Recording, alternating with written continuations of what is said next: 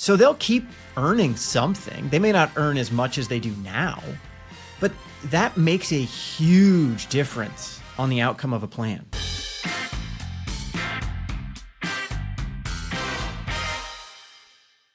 Hey, Nick. Scott, how you doing, man? I'm good. Yeah? Time for another episode. You know what? Yeah. At the time of this episode, depending on when it airs, it's early December. I'd say I finally digested our Thanksgiving meal. So, Absolutely. Yeah, and hey, Christmas is around the corner, and we got another rich meal coming. Yeah. Today's episode's a good one. People often, when they come to see us, are kind of like, hey, man, what's my number? Yeah. So today we're going to look at, can I afford to retire early with $2 million? Right? I want to jump at that and say, oh my gosh, of course. It's such a big number. No problem. End the episode there. We're good to go. Totally. But there's so many things that go into that. And I think that's what we're going to unpack is maybe the unseen risk. Because we've all gotten the call before as financial planners. In fact, I just met with someone a week ago who said, Yep. I retired early and I'm back at work and now I'm meeting with you. And so, Yes. like, okay, let's make sure we get it right this time, right? Because the goal is to stay retired. Absolutely. So we're going to walk through some points that we would be looking at to help someone come to a conclusion of, can I retire with $2 million? So there's going to be a few points we hit along the way, and we hope that it'll be helpful for you at home to think through the framework of how you would come to your own conclusion of how much would you need safely to be able to retire. Yep. And when I look at this, the first thing I think of is it goes back to what you said when we started the episode, is knowing your number. And that can mean a lot of different things for folks. But for me, how I choose to interpret that is, do you know what you spend? Right? Totally. Because what I see too is folks, for the most part, we're the same people today as we will be tomorrow. And so the only thing that's changing when you put in your notice and you walk away from your job for the last time and you hang up that hat is your job. Your income's going away. And now it's your job to make sure your portfolio can replace that paycheck. But by and large, when it comes to knowing your number, your expenses, maybe outside of, and we'll get to lumpy expenses in a moment, maybe outside of some big vacations or, treating ourselves to certain things that we've held off on, our day-to-day most likely looks the same as when it did when we were working. Absolutely. And, we'll obviously get to things like sustainable withdrawal rates and things like that in the future. But one of the things, often people are like, what's my number? How much do I need? Or what's considered wealthy? Mm-hmm. And one of the things I'll give as an example often with some prospective clients is just, people will be like, oh, that guy has, Nick has $10 million. He's wealthy. Yep. And my immediate little bulb goes up and I'm like, I don't know, because I don't know how much he spends. Yep. If he spends $1 million a year, that'd be a 10% draw on his money. That he's not wealthy. Mm-mm. He'll run out of money. But if he spends $200,000 a year, well, he has 50 years of assets. He's wealthy. And his grandkids will be wealthy. Yep. So to your point, knowing how much we need to spend is really the basis for everything else we do. Mm-hmm. It's so interesting that it's so subjective to each person, right? It's the idea of staying in our own lane, playing our own game. Yeah. And so the sooner, because, we'll have clients come in all the time and be like, hey, I read this article and this is the number that I need. And I'm like, you're chasing the wrong goal here. That's fleeting. The goalpost is going to keep moving. What does it mean to you and your plan? Forget what the balance on your statement says, and let's figure out exactly what you need. And then once you've won the game, you don't need to worry about all this noise around you. You just have to play your game. Yeah, absolutely. And so to start with knowing your number, what are the fixed expenses that you have? What are the kind of daily living expenses that you guys have? Sometimes that's through credit cards. Sometimes it's through our debit card. And then what are the things that you guys do every year that's kind of, in a sense, saved consumption? Right. So like maybe I go on a vacation every year or things like that, right? Those are kind of the norms for baseline. And then on top of that, you probably want to go add in things like, how often are we going to replace cars? Are we going to do big travel that we have been dreaming about doing until we retire? Do we have weddings coming up or big celebrations coming up for family that we want to have baked into a plan? So those are kind of lumpier things, but we want to have both things built into cash flows so we can get a sense of what do you really need to have a sustainable amount. Right. And to the best of our ability, right? I don't know what I'm going to have for lunch 2 days from now. So trying to plan 5 to 10 years into the future, it is challenging. But to your point, yeah, we could build some cushion in there of like, we're probably going to have to replace the tires or the car after this many years. Or you know what, I've always wanted to go on this trip, or these are things that are important to my family that I want to make sure to calculate ahead of time, because those lumpy expenses, right, the ones that are different from the day to day, those can take a significant chunk out of our retirement. And if we're not careful, or if we do those too soon, that really impacts the ripple effect of what we're able to spend later on in retirement, and also just depending on how the market goes. Absolutely. And another thing that people may not think about off the top of their head when it comes to expenses, especially if we're going to retire early, which is the question here, is going to be healthcare costs. So usually most people that we run into, unless you're a small business owner, you're getting healthcare through your employer. And the moment you leave, you're going to have to pay that out of pocket. So that will usually increase the costs that we have early in retirement until we hit Medicare age, and then go on Medicare with a supplemental plan. Right. And, that's not fun, right? When we look at some of our bigger expenses in retirement, they don't tend to be the fun things, the things that we forget about, whether it's taxes, and we'll get to distributions in just a moment, and healthcare. And healthcare pre-65, pre-Medicare ends up being so expensive, and most likely in 2026 is going to get even more expensive, right? Because those subsidies, right? We used to be able to get a subsidy to eliminate or reduce the cost that we pay for our monthly premiums based off of our adjusted gross income. And that's doing away with, and it's changing going into 2026. And so, if we're used to spending a certain amount, call it $7,000, $8,000 a month, we're going to want to factor in healthcare on top of that, because that's something that, to your point, Scott, our employers most likely been paying for all along. Absolutely. The next thing that we're going to want to think through is going to be the thing outside of portfolios that most people are going to receive something in regards to is going to be Social Security timing. So, like, at what age can you take Social Security? And I'm sure that you've heard of this before, but traditional Social Security age now is going to be age 67 for most people. You can take it as early as 62. You take away the amount you get to receive. You reduce the amount you want to receive for every year you take before age 67. And then after age 67, up to age 70, you increase the amount you get every month or every year up to age 70. So there's a big choice to make there about, do you delay? Do you take it early? Do you take it at full retirement age, or do you delay? Yeah, and I look at it and I go, hey, famous answer here, it depends, right? Again, we're playing our game, we're staying in our lane, we're running our race. And, it depends based off of how much you've been able to save and accumulate. It depends based off of your health and your family longevity. Every person's going to have a different set of unique circumstances. And, this one I actually talk about a lot of times. I think personally, too, depending on how much we've saved and accumulated, it also depends on how the market's doing. Right? Depending on, we'll talk more about withdrawal rates, but chances are before Social Security, we're going to be taking out more money from our portfolio just naturally, because when Social Security arrives, I call it the cavalry, it's more money coming into our environment that we otherwise would have had to pull from our retirement account or other accounts. And now we've just replaced that. And I like to look at it as saying, hey, if the market's doing really well and our accounts are doing great, hey, leave it alone.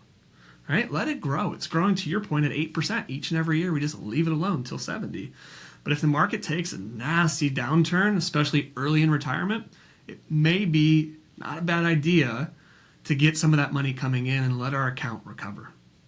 Yeah, and you can dynamically look at those things. That's one of the joys of we get to do with clients is looking at, does it make sense to change strategy midway because of something like that, to your point. Another thing to think about there with when you have a couple is you can look at, does it make sense for one of them to not delay and the other to delay? Right. Same thing goes for healthcare too. I've seen that where spouses may be different age, one stays on at their job or one works a part-time job, so they have coverage for each. Exactly. Yeah. So there's lots of potential solutions there. Yeah. And then the next thing that we were going to want to think through is going to be tax planning opportunities, but also just taxes in general. Right. I think of when I hear tax planning, my first thought goes to, where do we take our first dollar from? Because what folks may not know is every account's going to be taxed or treated differently, right? And there's the big three I like to call. We have the Roth IRA. Most people are familiar with that one. That's the granddaddy. Everything in there, distributions tax-free. We have our 401k, most commonly just about everybody has, or an IRA. Money coming out of that is ordinary income. It's just like getting a paycheck, right? 22, 24, 32% tax bracket, not as friendly. And we have the brokerage account, which I think is the unsung hero a lot of times for retirement. And this is, Scott and I will talk about this ad nauseum to our clients, is like, in our 40s, our 50s, or even our 60s, can we be saving into this account? Because where we take our first dollar from matters, because money from this account, it's taxed anywhere from 0 to 15%, every once in a while 20%, but usually 0 to 15%. We'd like that a whole lot better. Right. Yeah, when you're retired, for sure, 0 to 15 can, of course, go up as high as 20 and then 23.8 with the Obamacare tax still. But to your point, one of the things I think about here from a tax planning opportunity, but also just tax, is that people will think to themselves, okay, I'm going to make up a number, $10,000 a month. And that's great that they need $10,000 a month. And then we'll start talking about withdrawal rates, which we'll talk about next. And they'll just think, okay, this divided by my withdrawal rate, I got my 10 grand. And it's like, well, hold on a second. Where's the money coming from? Right. Is it coming from a Roth where there's no taxes owed? Is it coming from a taxable account where a little bit of taxes are owed? Or is it coming from an IRA or a traditional 401k where it's kind of like receiving a paycheck still? Yeah, you don't pay Social Security and Medicare tax any longer, but you still pay federal income tax. So we need to think like, maybe I don't need 10,000, maybe I need more like 11 or 12 because I'm going to pay taxes. Yep. And that's a big difference. When we talk about withdrawal rates, that extra $1,500 to $2,000 a month extra to account for taxes to get us to that actual net number that we need, well, that just spiked up how much we're having to take out of our portfolio to arrive at that same number. So, I look at, answering the original question of can I afford to retire early, so many people start, at age 55 or 60 and just try and solve from there, saying like, okay, I've got my number, now let's build the plan. And I think, you know this too, it starts years, decades before, saying like, hey, if we structure the planning right today, 10 years in advance, 15 years in advance, we set ourselves up for options that creates flexibility that we can now choose road A, B, or C to have a better tax plan, to have a better tax outcome, right? To have that option. Absolutely. And the thing that you go to from there is we do get to the point where we go, well, what's considered a safe withdrawal rate? Right. And there's really two main schools of thought here. There's Bill Bengen did a bunch of work back in the 90s where this idea of a 4% rule was created, which really became more of like I think originally was actually more like a 4.4% rule. And if you were to take it with international stocks and another mix of investments, is more like 4.6, 4.7, somewhere in there. Yeah. And that's kind of setting a static dollar amount, and you're just going to build it up by inflation for the rest of your life. And then the next component would be there's these guys named Guyton and Klinger that came along and said, well, hold on, what if you allow yourself to take a little bit less or take a little bit more depending on what's actually happening in the markets? Yeah. And if you do that, you can extend it out to say 5%, 5.4%, somewhere in there. Right? So you can do that. Now, both of those are predicated on the idea that you're going to live for either 30 years, was I think the original Bengen work, and the Guyton Klinger work, I believe, was around a 40-year time frame. So you kind of have to look at this through the lens of how old am I today for my early retirement, and how long do I plan on living? And if you're not hitting end of life within those time frames of 30 or 40 years, you really don't necessarily want to rely on these withdrawal rates.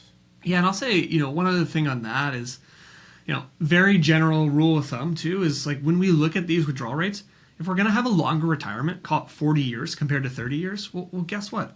We're going to want to withdraw maybe a little less than having a shorter retirement, where the inverse is also true. If we're going to have a shorter retirement, meaning we retire later, guess what? We could spend more. But the idea comes back to knowing our number, knowing what we could spend. And with Guyton Klinger, what I really like about that, to your point, Scott, is like the market's always moving. And so rather than having a static withdrawal rate and just saying, hey, this is my number for the rest of my life adjusted for inflation, I'm going to bury my head in the sand, let's go ahead and allow it to be dynamic to give ourselves that longevity. So if the market's down by 20%, what could we cut from that discretionary expenses? Because the name of the game, it's survival, it's longevity. We don't want you to have to go back to work, right? And so I'd say when it comes to spending, it's knowing our number, but then this is a helpful exercise to do either during market downturns or once a year, just to say, hey, based off of where my portfolio is today, my watermark, what can I spend, and has that changed from last year? Absolutely. That's something we continuously monitor with clients. Yeah. Because you want to. The thing that's nice about a guardrails approach is that it weighs both not leaving so much on the table at the end of your life, right, and at the same time you're ideally not going to allow yourself to run out of money either. The chance of that's very little because of the way it's designed. Yeah, which is really nice. To that point too, where it's like, what is your ultimate goal? Is it to end with zero, right? You have the famous book, Die with Zero. But what I like about Guyton Klinger and those guardrails is, like, generally speaking, and Kitsis, another financial advisor and researcher, talks about the go-go years, the slow-go years, and the no-go years, where we, generally speaking, retirees will spend more earlier in retirement than they do in their late 70s, 80s, and 90s. But we have to have a game plan that accounts, that adjusts for that, to make sure we could still make it to 80 or 90 with enough money left over. Absolutely. A thing that sometimes people don't think about as well, that can be a helpful bridge if necessary, is many people will get to the point where their home is fully paid for. And it's not really built in as a backup. They don't think of it as a backup. Right. But if you're open to the idea of living in a retirement facility or an assisted living facility or something along those lines, that home is of value to you still. Oh yeah. Right? Like that is real money for you, even though it's not something we're talking about here specifically. So just keep that in mind. Yeah. But, if someone does the $2 million and they figure out the dollar amount that they need, the after-tax amount that they need, and they're within their withdrawal rate, they're largely good, right, to make it through those years of before they take Social Security. If they don't, what levers can we use to help figure out how we get to still retire earlier, or maybe we're shifting what we're doing with work? Right. There's a couple different levers, whether it's continuing to work part-time. I think that the game plan is it's getting creative. And I was just about to lead into this. I'm so glad you segued here.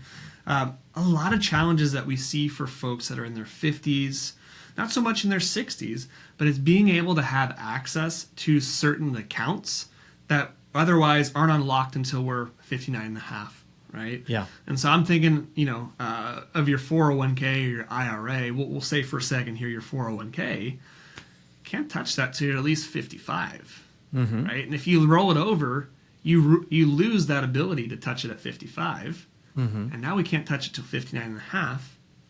Now, once it's rolled over, or let's say we're age 50, we do have an option, and Scott, you can elaborate on this, that called this 72T exemption. Yeah. 72T exemption is essentially you're annuitizing your retirement account. So there's a few different ways they calculate it. And you can have different amounts in different accounts, meaning if Nick has, let's say $2 million is in all IRA money, he might want to take $1 million and put it in one account and $1 million and keep it in the other account, and he can turn on a 72T on $1 million. And there's parameters on it for how you have to do it for at least 5 years or until you're 59 and a half, Whichever's I believe, longer. is the rule. Whichever's longer, yeah. Whichever's longer. But you're allowed to take those funds then every single year. And if you retire early, that can be potentially a good thing for you so long as it works well inside of your plan, because you're in a lower income bracket now. You're not really earning money any longer. So the amount you're doing the withdrawal on is relatively low.